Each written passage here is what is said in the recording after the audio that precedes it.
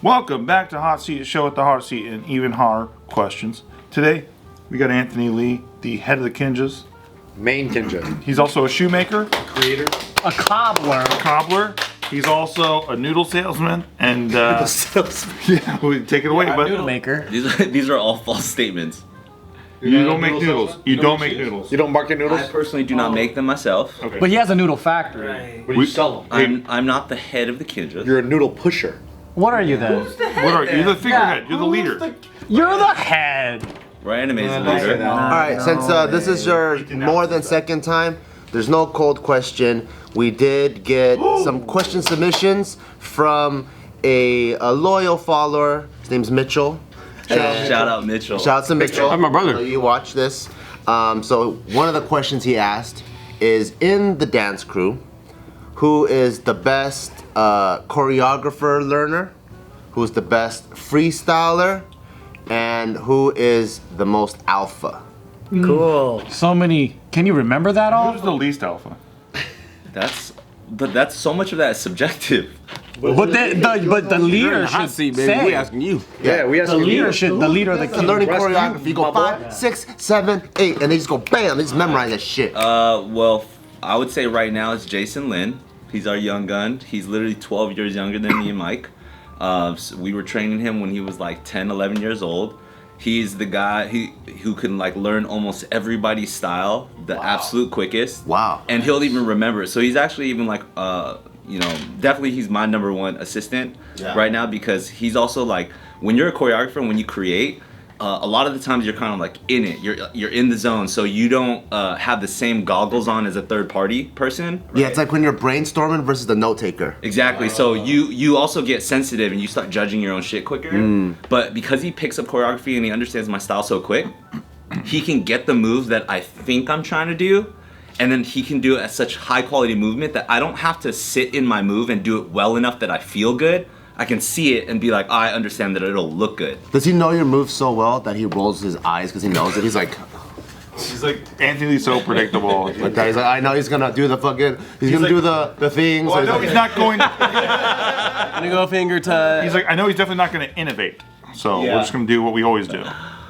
Kind of. Shout outs to Jason Lin. Yeah. He's that good. What's the other one? Who's the guy that's like, don't battle him? Yeah, he because if he will jumps in the smoke you. circle. Right now, again, subjective, but for me, I'll say Tony Tran.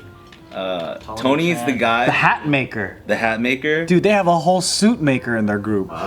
Everything. He's the best freestyler. Tony's the guy who, Tony doesn't enter battles, but even all the guys who enter battles, who have like battled Tony internally at like our own events or our own parties and stuff like that, Tony's beat almost everybody. Wow. So Tony don't enter battles. How do you beat someone in a battle? Well, Is it from the crowd reaction? with the format of like when we do like internal battles at like our crusades or our like weekend retreats or whatever like that, at the end of the day everybody's either drunk or whatever and we're all sessioning and everybody's sitting in a circle and then it'll just be like some sort of like you and then versus you because we just want to be entertained. Everybody, nobody's safe and everybody can get called out at any moment. No one's taking it seriously, right? It's just fun. It's always fun, but you always know when it starts to matter. Oh. You know what I mean? Like, because at the end of the day, like even like me and Mike, like I don't battle at all, but every single time they always call out like me and Mike to battle anyway. Yeah. But like I don't battle, but you also know that we work so closely together. That it's not just like an exchange of rounds. At the end of the day, you're still like you still got to puff your chest and you still got to do what you got to do. So when Mario Lopez pops out and then everyone starts chanting head to head, that's when like it's really showdown time. I love that was two different dance shows. Different shows in one. That's great.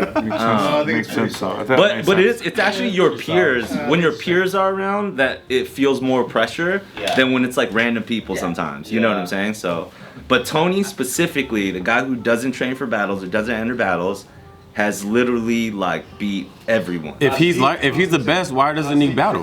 Yeah. Do you say that's such a waste? Because you're like the sickest. Yeah, why doesn't he want to use it? Yeah, his personality. So he's really good at making hats, though. He made my hat.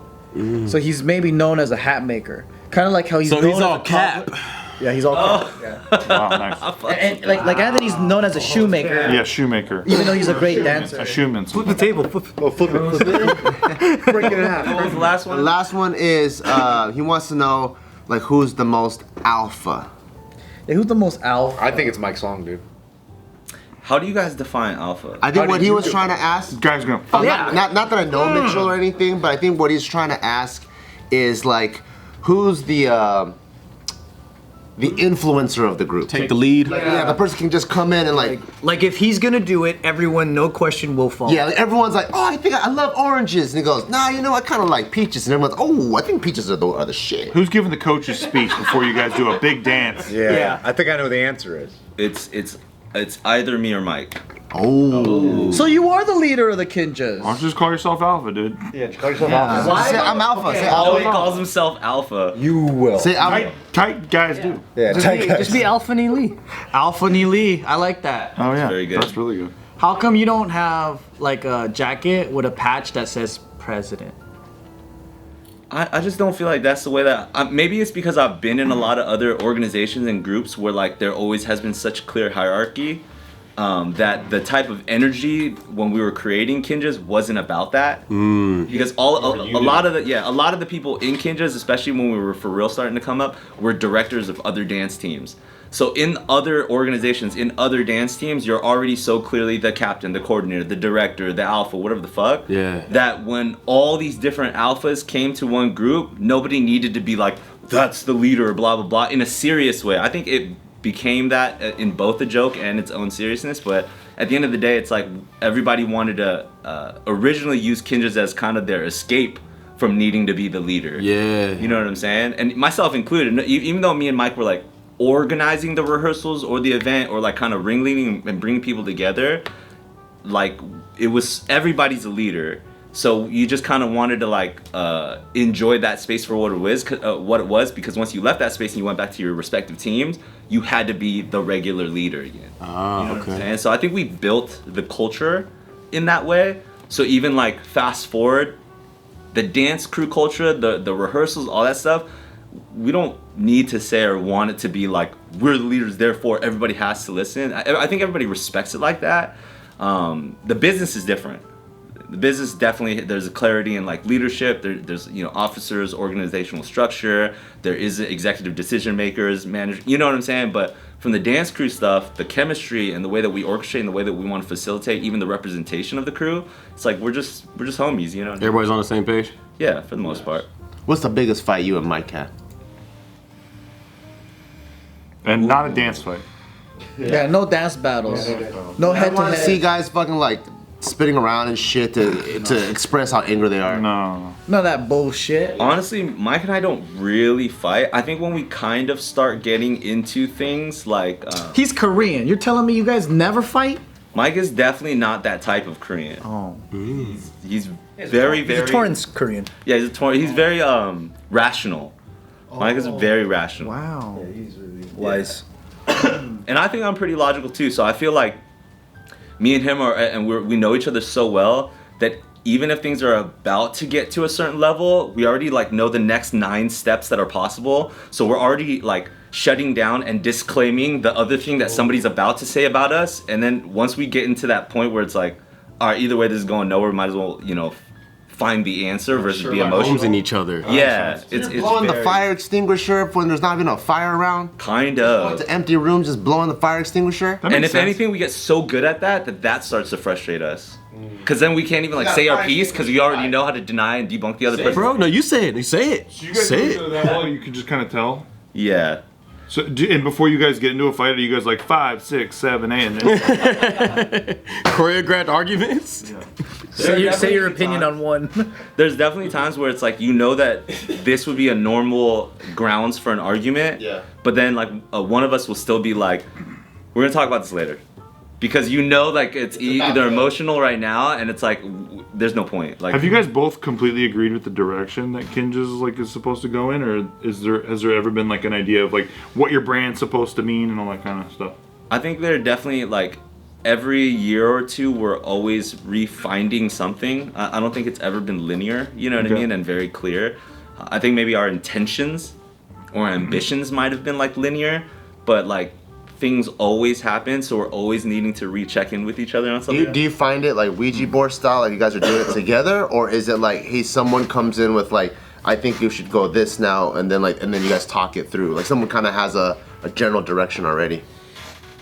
We always have a general direction, but the problem is like we're already in like a lot of like gig related opportunity and work that we could be like, oh, this is the game plan, and then a giant gig will come in, a huge performance opportunity, a giant client that like needs some major scale project that's gonna take one or both of us away out of the country for 3 months because somebody's working on a tour or a show or whatever, and that kind of derails so much momentum. So then Now you have to focus all in on that.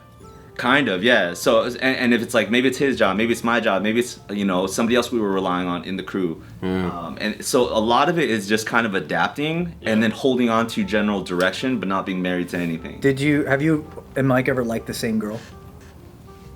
We want Kinja T, bro.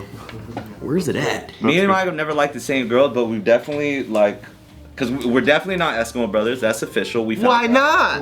What? just chances, but I mean we've randomly as best friends like like hooked up with other best friends, and that's fucking funny to us. Wow. And found out after the fact. Eskimo stepbros, huh? Step bros, sure. But no, me and Mike's relationship has pretty much been conflict free. Yeah, it's kind of boring. Do you think that the relationship or like your guys' relationship has been so good because you guys were friends for so long before you started Kinjas? Does that help out in any way or not? Definitely, yeah. I mean, we were living together for almost like our entire college journeys before we even started Kinjas. So like we're like butt to butt. You know what I'm saying? Like a lot of spent time. I've nearly lived at his house in Torrance when I was couch crashing and didn't have a spot to live. Like we spent a lot of time together. Okay, that's boring. If Mike Song and Nina had to switch places for some reason, right? What are the biggest conflicts of each? So now you're running Kinjas with Nina, and now Mike Song is fucking your fiance. What are the biggest conflicts that's gonna happen from that? Good scenario. That's good. Yeah. That's so good. And you guys are still butt to butt. Butt to butt. Let's start with Nina. Nina and Kinjas. Start with Nina. You're like, this is what I was telling her about why this is so fucking hard. You don't understand, like that or no? Cause I remember you telling me something similar like that last time. Fuck Yeah, like off camera. Off Stop camera. throwing shit in my Off camera. This head. Was there any ever any oh no, you answer that. You got that. That's so complex. There's no answer to that. Yeah, that- Fuck you talking about? Was there ever any moment where like maybe Kinjas was gonna like break up at some point? There have been moments where it's like if our I think there was a pocket when me and Mike's solo journey, because Kinja started in 2010 before we even turned into a business, and again, like I said, the original thing of it was us being able to just come together with the homies and do something that we couldn't do as directors of our respective teams and whatnot. Which was dance to Naruto music, according to this website. Which was thank you. Yeah, you're an actor. Dancing to just whatever, like not competing with each other, but just like getting on stage and doing whatever, right? And then our solo career started taking off. He had done like ABDC with Cabo Modern, so like he was fucking blowing up. It was on some first of its kind type shit, you know what I'm saying? And I was also just I was never on TV or anything like that with that kind of notoriety, so I kind of just had to figure out my own lane and my own direction.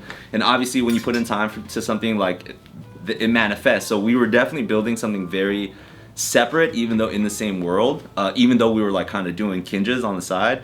And then we were about to do ABDC season 7 in 2012. Wow. Right, we had like gotten together, and this is before they like canceled ABDC for like a few years.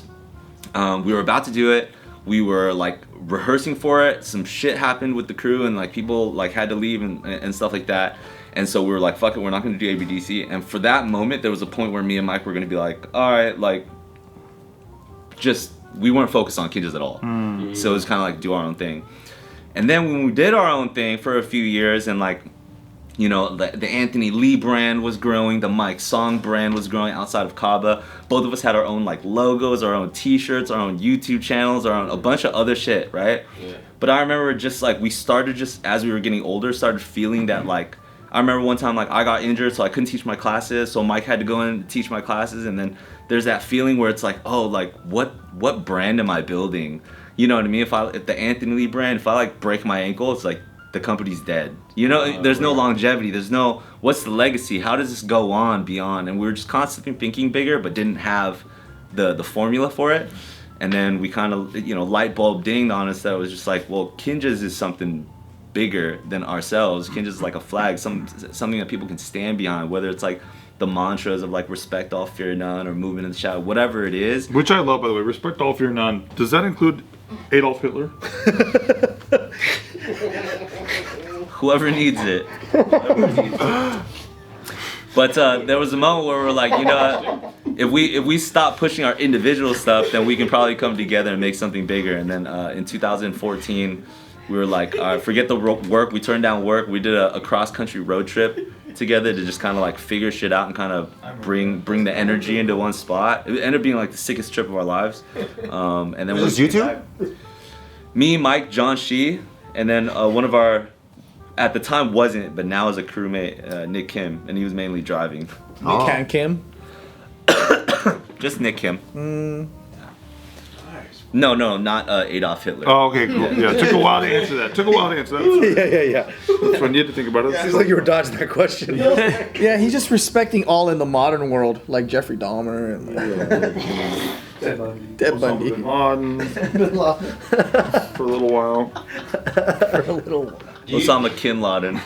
Do you think if it ever gets there, like I know you're trying to build your family and stuff in the next like 3 to 5 years. If you had to pick, is it one of those where like I need to build Kinjaz, this is my career? 'Cause I know a lot of stand-up comedians are like that, right? Where they're like on the road so much that they're like fatherhood is technically and logistically gonna have to take a back seat. Yeah. Is it one of those, or do you think family is gonna be the main priority and Kinjaz will have to make that?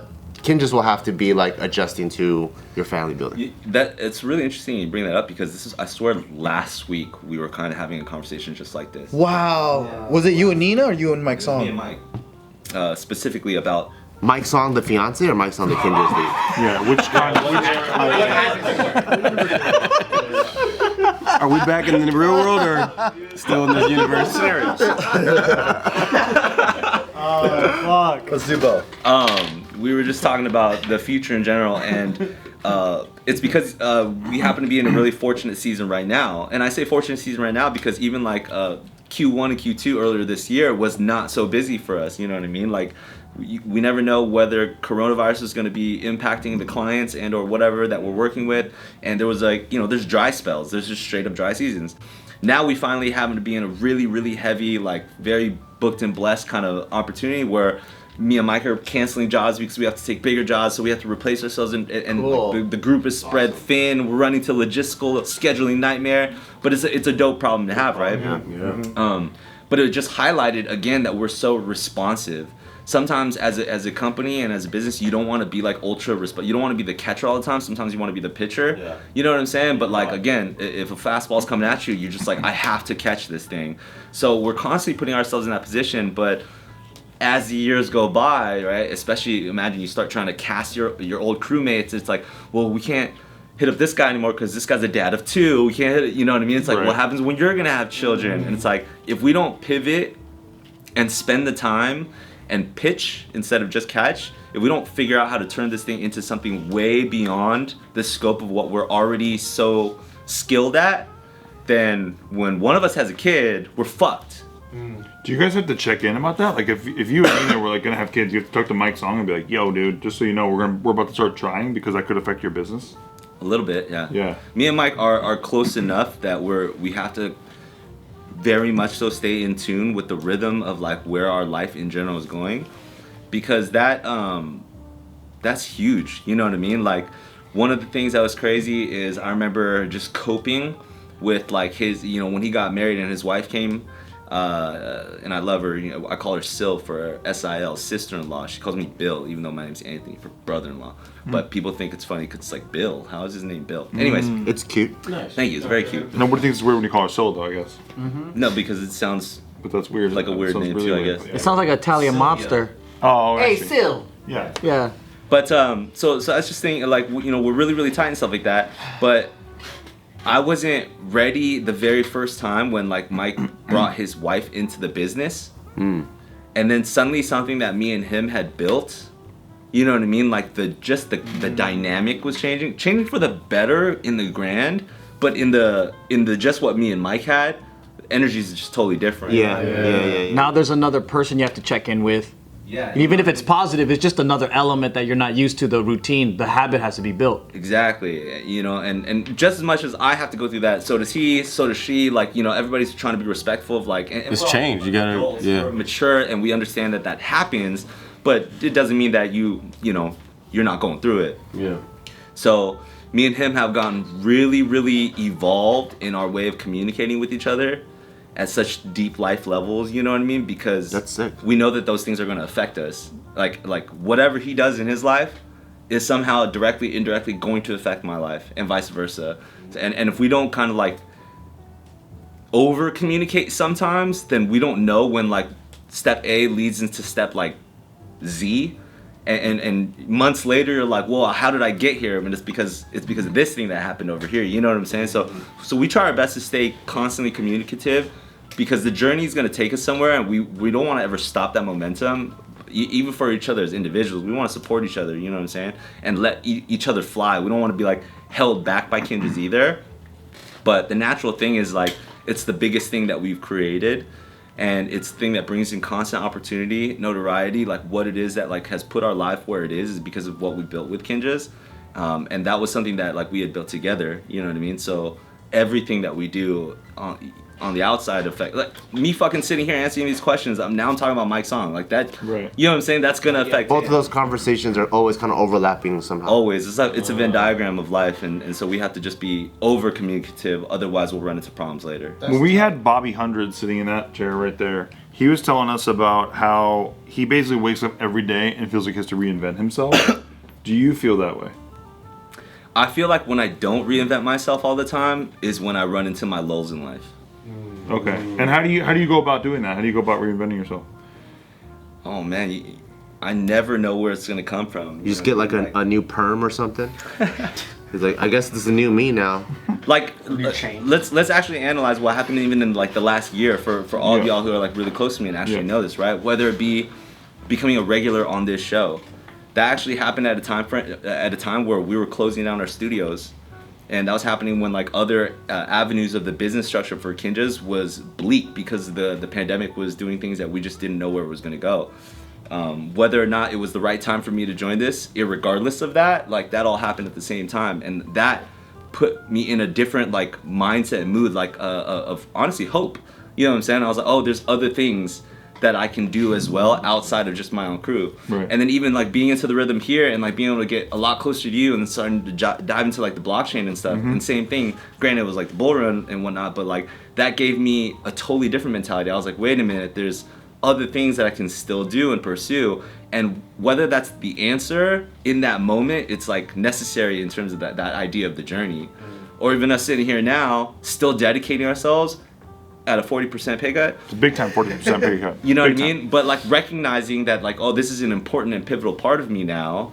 And then me taking that same energy that we have here and then even going back to like Mike in my own company. Let's say he's free on the time and he's like, hey, we got to do this rehearsal. I'm like, oh, I can't these days because these are my JK days. I'm dedicated sure. now. Yeah. Before I was a guest, but like now I'm like, I'm dedicated. Yeah. Thank you. And that changes. Even with a 40% payout. Yeah, thank you. 40% off. But like, you know, It's an early Black Friday sale. Yeah, it's nice. It's actually a good thing. I wouldn't have known a year or two ago that would be the situation. I would have probably been like Ken just 100% all the way.